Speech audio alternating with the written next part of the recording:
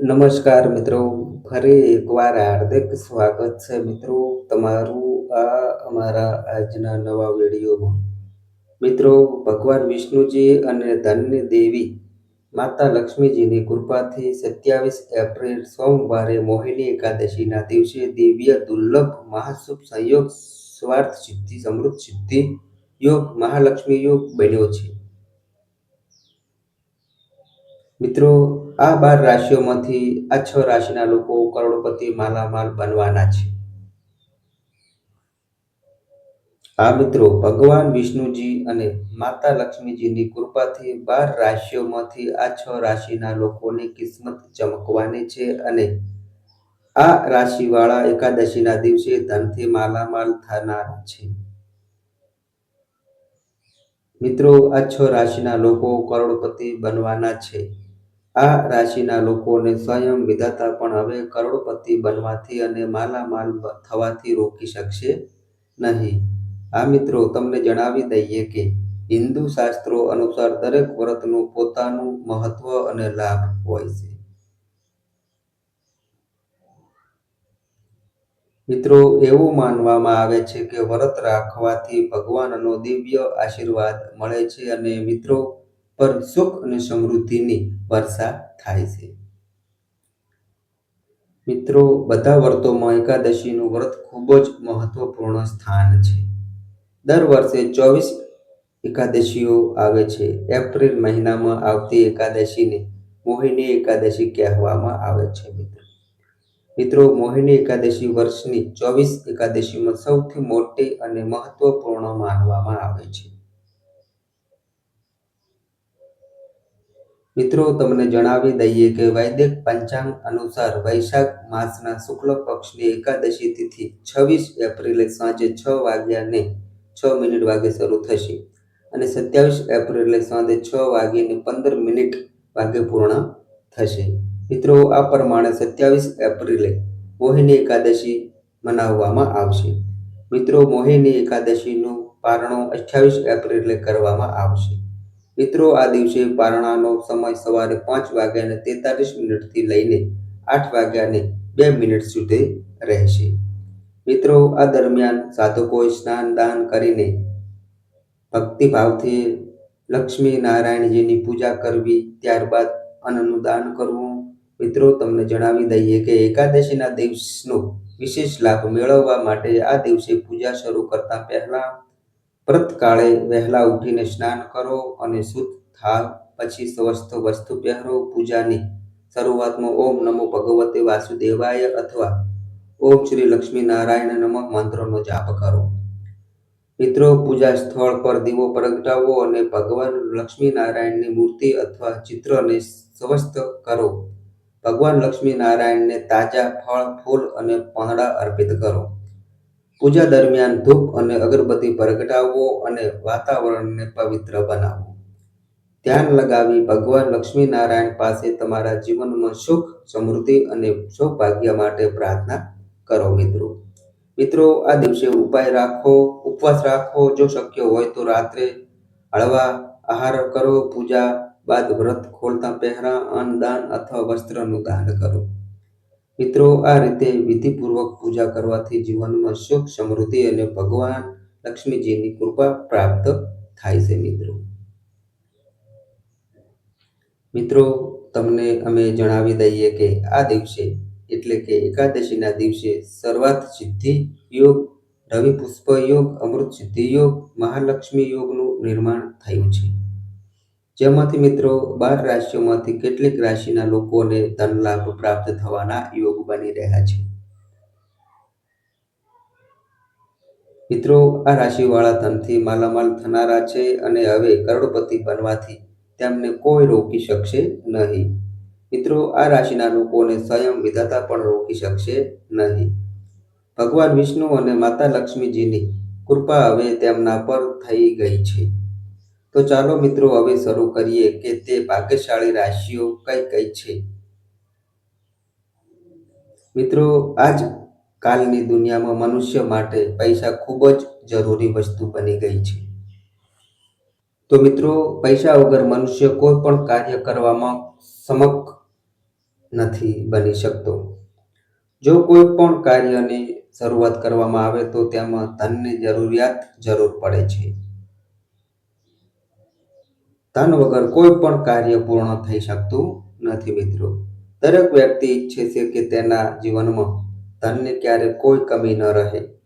તે પોતાનું જીવન સુખ વૈભવ સાથે પસાર કરવા માંગે છે મિત્રો, જેના માટે તે દિવસ રાત મહેનત પણ કરે છે, જેથી તે ઘણું ધન કમાઈ શકે. પરંતુ એટલી મહેનત કરવા છતાં પણ મનુષ્યને સફળતા મળતી નથી અને તે વિચારમાં પડી જાય છે કે એટલી મહેનત છતાં પણ સફળતા કેમ મળી નથી. તો તમારી માહિતી માટે મિત્રો તમને જણાવી દઈએ કે મનુષ્યને મહેનત સાથે તેની કિસ્મત પણ સાથ આપવી જોઈએ. કારણ કે મિત્રો જો કિસ્મત સાથ ના આપે તો જીવનમાં સફળતા મળતી નથી અને જો કિસ્મત સાથ આપે તો મનુષ્ય ઓછી મહેનતમાં પણ પોતાની ઈચ્છા મુજબ સફળતા પ્રાપ્ત કરી શકે છે. તેને બધા સુખ વૈભવની વસ્તુઓ પ્રાપ્ત થઈ જાય છે મિત્રો. મિત્રો, હિન્દુ ધર્મમાં ગ્રહ, નક્ષત્રો અને રાશિઓને ખૂબ જ મહત્વ આપવામાં આવે છે. જો ગ્રહો અથવા કોઈ નક્ષત્રમાં નાનું કે મોટું પરિવર્તન જોવા મળે તો તેનો સીધો અસર વ્યક્તિના જીવન પર પણ પડે છે.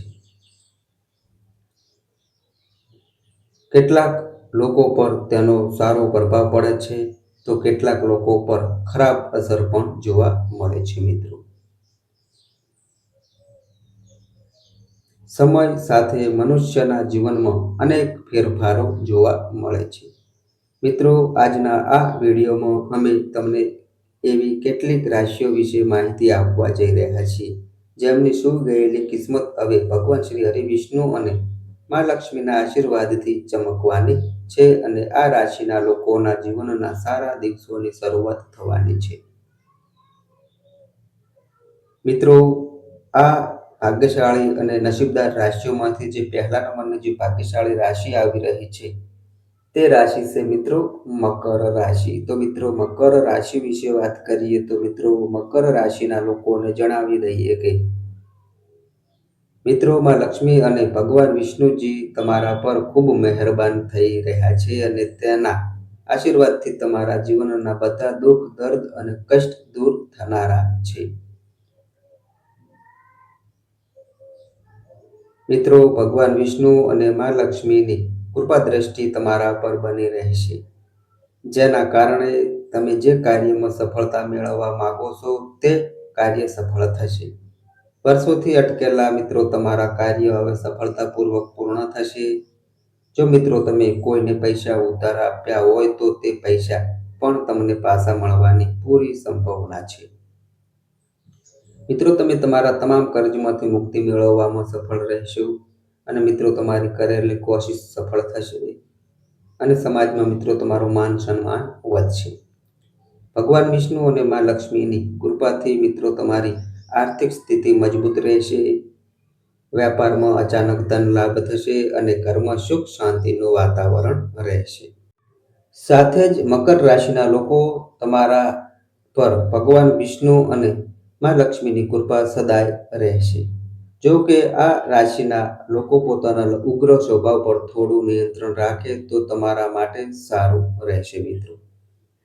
હવે મિત્રો જે આગળની જે બીજા નંબરની જે ભાગ્યશાળી રાશિ આવી રહી છે તે રાશિ છે મિત્રો મેષ રાશિ. તો મિત્રો મેષ રાશિ વિશે વાત કરીએ તો મિત્રો મેષ રાશિના લોકોને જણાવી દઈએ કે મિત્રો આ શુભ મહાસંયોગના કારણે મા લક્ષ્મી અને ભગવાન વિષ્ણુની કૃપાથી હવે તમને લાભદાયક સમય જોવા મળી શકે છે.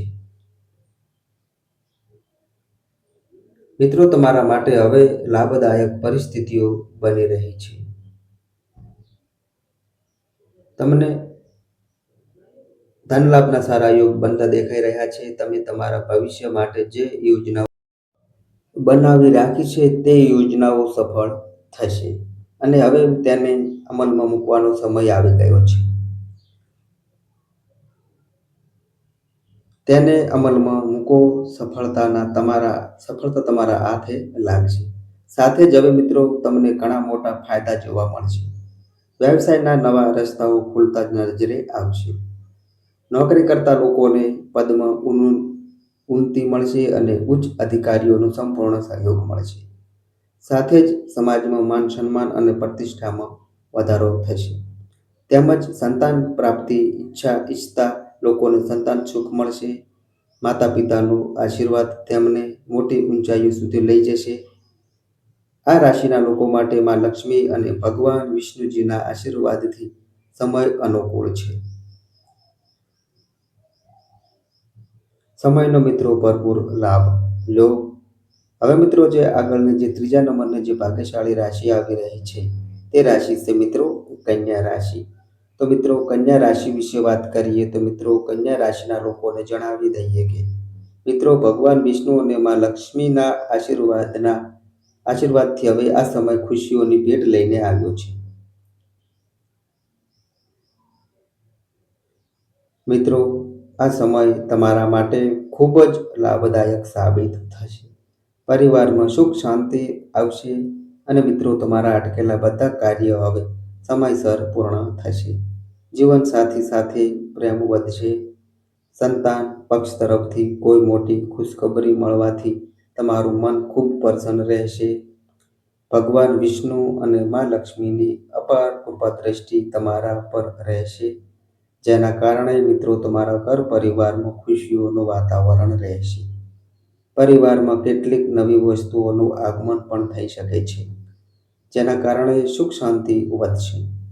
વેપારીઓને વેપારમાં વધુ નફો જોવા મળશે. નોકરી કરતા લોકોને નોકરી સંબંધિત કોઈ મોટી ખુશખબરી મળી શકે છે. મિત્રો ભગવાન વિષ્ણુ અને માં લક્ષ્મીની કૃપાથી કન્યા રાશિના લોકો માટે સમય ખૂબ જ લાભદાયક રહેશે. હવે મિત્રો વાત કરીએ આગળની જે ભાગ્યશાળી રાશિ આવી રહી છે તેની તે મિત્રો રાશિ છે મીન રાશિ. તો મિત્રો મીન રાશિ વિશે વાત કરીએ તો મિત્રો મીન રાશિના લોકોને જણાવી દઈએ કે મિત્રો ભગવાન વિષ્ણુ અને માં લક્ષ્મી અત્યંત મહેરબાન છે. તેમની વિશેષ કૃપા તમારા પર બની રહી છે.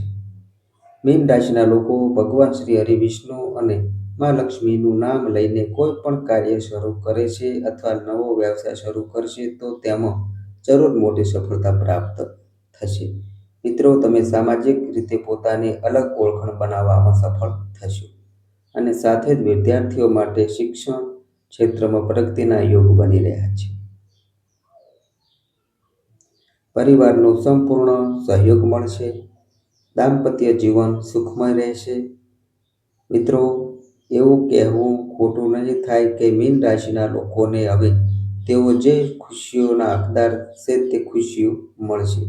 ભગવાન વિષ્ણુ અને માં લક્ષ્મીની કૃપાથી તમને અનેક પ્રકારના લાભ, ધન લાભ અને મોટી સફળતાઓ પ્રાપ્ત થવાની છે. મિત્રો હવે જે આગળની જે ભાગ્યશાળી રાશિ આવી રહી છે તે રાશિ છે મિત્રો કુંભ રાશિ. તો મિત્રો કુંભ રાશિ વિશે વાત કરીએ તો મિત્રો કુંભ રાશિના લોકોને જણાવી દઈએ કે મિત્રો ભગવાન વિષ્ણુ અને મહાલક્ષ્મીની કૃપાથી તમારા માટે ખૂબ જ શુભ સંયોગોનું નિર્માણ થઈ રહ્યું છે. મિત્રો આ રાશિના લોકોના કાર્ય અને વિચારોમાં એકાગ્રતા અને શાંતિ રહેશે. મિત્રો તમે સફળતાના નવા કારકિર્દીના સ્થાપિત કરીને પોતાની અલગ અલગ ઓળખાણ બનાવવામાં સફળતા મેળવશો. તમે મહેનતથી જે પણ કાર્યમાં લાગેલા છો તે કાર્ય સફળ થશે. મિત્રો તમને જણાવી દઈએ કે તમે ધન લાભના યોગ પણ બની રહ્યા છે. વ્યવસાયમાં ભારે ધન લાભ મળી શકે છે. મિત્રો તમે ટૂંક સમયમાં નવું વાહન અથવા મકાન ખરીદી શકો છો, જેના કારણે પરિવારમાં ખુશીઓ રહેશે. ભગવાન વિષ્ણુ અને માં લક્ષ્મીની કૃપાથી કુંભ રાશિના લોકો માટે સમય અત્યંત અનુકૂળ છે. મિત્રો આ સમયનો ભરપૂર લાભ લો. ભગવાન વિષ્ણુ અને માં લક્ષ્મીની કૃપાથી મિત્રો તમારી આર્થિક સ્થિતિ મજબૂત રહેશે અને પરિવારમાં ખુશીઓ આવશે. હવે મિત્રો જે આગળની જે લાસ્ટ નંબરની જે ભાગ્યશાળી રાશિ આવી રહી છે તે રાશિ છે મિત્રો તુલા રાશિ. તો મિત્રો તુલા રાશિ વિશે વાત કરીએ તો મિત્રો તુલા રાશિના લોકોને જણાવી દઈએ કે મિત્રો તમારા પર ભગવાન વિષ્ણુ અને માં લક્ષ્મીની અપાર કૃપા દ્રષ્ટિ બની રહેશે, જેના કારણે મિત્રો તમને ભારે ધન લાભ થવાની સંભાવના છે. સાથે જ આ રાશિના લોકોને વ્યાપાર અને વ્યવસાયમાં વૃદ્ધિ થશે. નોકરી કરતા લોકોને પદમાં પ્રગતિ મળશે અને પગારમાં વધારો થવાના યોગ છે.